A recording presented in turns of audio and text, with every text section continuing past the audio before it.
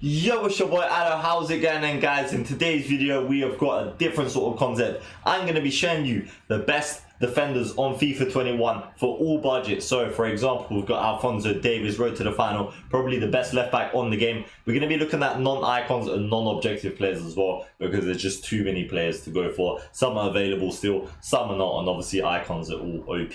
But yeah, we've got Alphonso Davies, Renan Lodi is obviously a budget version, Van Dijk's $1 million, Militao is like, what's he going for? 1k, which is crazy. Cuadrado's around 200k, and Kappa is under 1k. But yeah, I'll be showing you all the budgets. So left back we're going to start with, then we're going to go centre backs, then we're going to go right backs. I will be giving you loads of options in different leagues and stuff like that. So the first position we're going to start with is the left backs, but that's the idea of the video. If you haven't already, drop a thumbs up, subscribe to our channel, and let me know as well in the comments down below if you want me to do midfielders, want me to do forwards, left wingers, etc. And maybe we'll do that in our next video. So let's get started now and show you the left back. So we're going to start with the sort of expensive players, and then I'll show you the much cheaper alternatives to it. So in my opinion, these are the best 4 expensive left backs on FIFA 21. Non-icons, non-objective, like I said, we've got road to the final Davis, we've got Van Aanholt, and then we've got Mendy, and we've got Hernandez. Hernandez obviously has another version as well, but this is the most expensive one.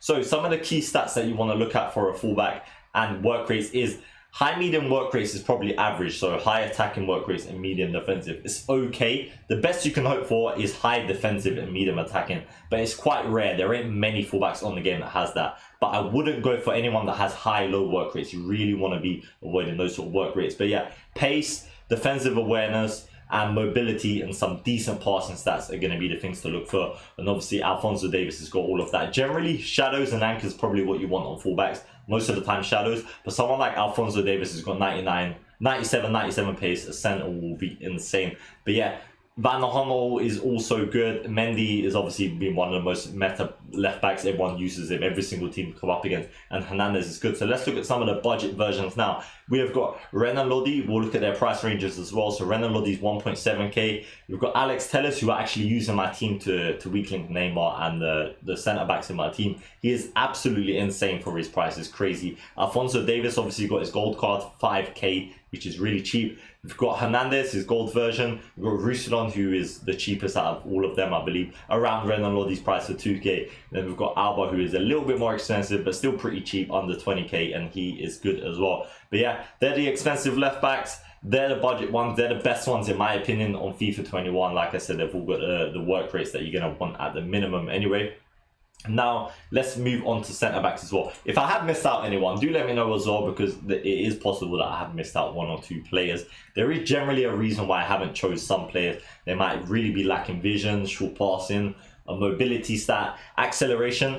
Unfortunately, pace is super essential this year, even more so than last year, because through balls just getting behind instantly. So like, I want you guys to have pace. That's the idea here. Someone like Renan Lodi, for example, the reason I've chose him over someone like Reguilon is because he's got, with a shadow, he gets 95 and 93 pace. That's probably what I'll be looking at. Minimum 93, 94 with a shadow is what you want. But let's go ahead to the centre backs now. We have got all of the expensive options from 1 million all the way down to, I believe Joe Gomez is 50k now.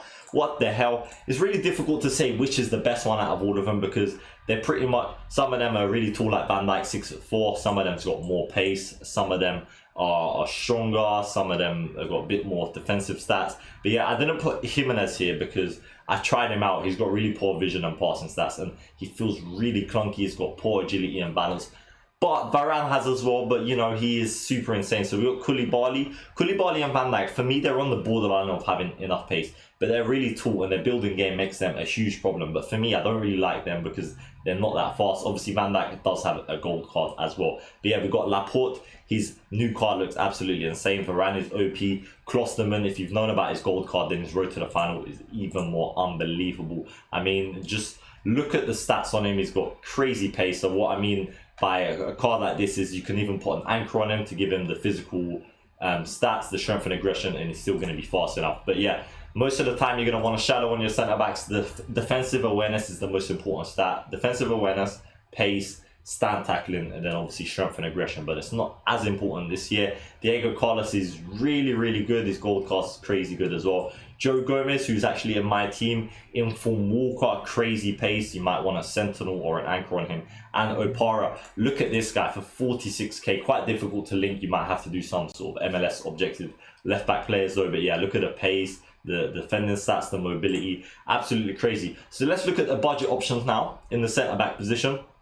And I've tried to put them in order anyway, of sort of best to worst anyway. So we've got Koulibaly, who like I said is borderline fast enough, but his gold card is still a huge problem, and it's only one less pace than his actual road to the final card, which is a live card. We've got Manolas. Manolas is fast, strong, good at defending. He lacks vision and some sort of mobility, but yeah, on a budget he is really good. We'll get the price ranges up now. We've got Eder Militao. He was better last year. I do feel like Diego Carlos is the new Militao this year, but he's still pretty good if you ain't got much coins or you're trying out a gold meta weekend league, something like that. We've got Alaba, who is a strong link to Lucas Hernandez. They'll do really good there. We've got Klosterman. Obviously his road to the final card is here, but Klosterman and Diego Carlos, in my opinion, are the best budget centre back partnership on the game if you can link them in with obviously strong links, left back, right back, and maybe a soft link at the goalkeepers. But yeah, they are absolutely insane. They've got the pace, they've got the defensive stats, they've got the strength, and their build in game is pretty good. So what do I mean by build? If you actually look at their body type when you check out the individual cards, it will say like high and average plus and stuff like that.